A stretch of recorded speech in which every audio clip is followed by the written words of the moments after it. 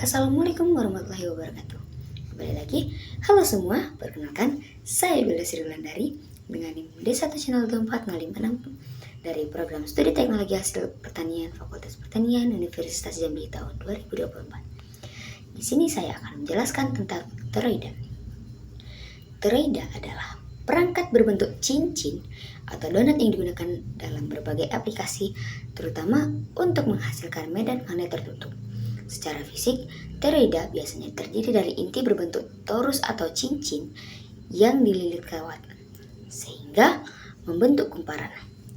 Saat arus listrik mengalir melalui kawat tersebut, medan magnet akan dihasilkan di dalam inti toroida. Struktur toroida yaitu inti toroida. Inti berbentuk torus biasanya terbuat dari bahan ferromagnetit atau seperti besi atau ferit untuk meningkatkan induksi medan magnet. Yang kedua, lilitan kawat. Kawat konduktor dililitkan mengelilingi inti torus secara melingkar. Jumlah lilitan mempengaruhi kekuatan medan magnet yang dihasilkan. Prinsip kerja toroida. Toroida bekerja berdasarkan hukum Ampere dan prinsip induksi elektromagnetik.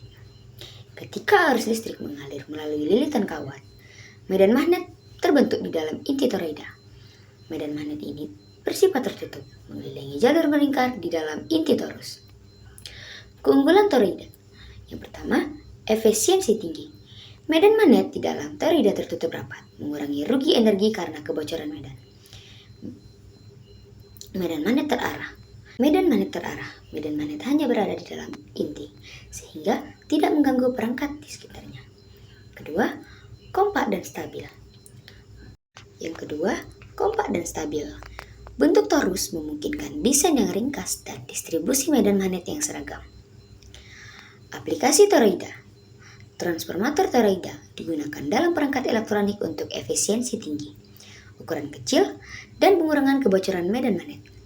Induktor toroida digunakan untuk menyimpan energi dalam bentuk medan magnet, biasanya dalam rangkaian listrik atau filter.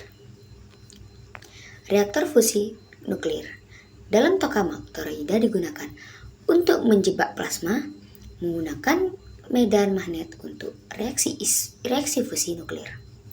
Antena toroida memanfaatkan medan magnet untuk transmisi atau penerimaan sinyal radio. Kelemahan toroida yaitu pembuatan rumit. Lilitan kawat pada inti berbentuk torus lebih sulit dibandingkan inti lurus. Yang kedua, biaya tinggi. Inti berbentuk torus dan proses produksi membutuhkan biaya yang lebih besar. Toroida adalah salah satu elemen penting dalam aplikasi elektromagnetik modern, memberikan efisiensi tinggi dan kontrol magnet yang sangat baik. Itu saja yang dapat saya sampaikan. Sekian, terima kasih. Di sini saya akan mencoba menjelaskan mengerjakan soal dengan medan magnet. Sebelumnya di sini saya akan memperkenalkan diri. Perkenalkan, nama saya Isroki Nenggolan dari Teknologi Hasil Pertanian dengan NIM D1C02447. Nah, seperti yang di contoh soal, yaitu yang diketahui arus listrik atau sering disebut dengan I.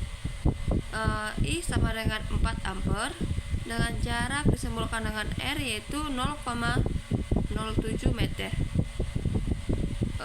Mu 0 dengan rumus mu 0 4pi sama dengan 4pi kali 10 pangkat negatif 7 ampere per meter.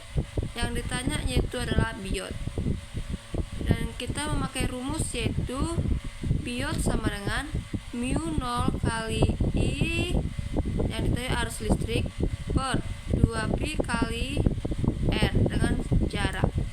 Nah, kita akan memasuki rumus yaitu seperti yang dirumus mu 0 kali I. Arti ini 4pi kali 10 pangkat negatif 7 dikali 4 per ampere. Dengan per 2pi kali R. R-nya itu sama dengan 0,07 meter.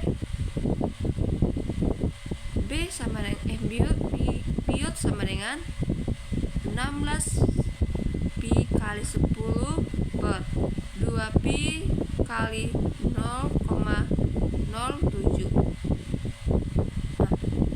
Biot sama dengan sebelumnya ini kita hitung. Setelah dapat kita hitung, yaitu dengan dapat hasilnya sama dengan 1,14 kali 10 pangkat negatif 5 per Tesla. Jadi besar medan magnet pada jarak 0,07 meter watt yaitu sama dengan B 1,14 kali 10,5 Tesla.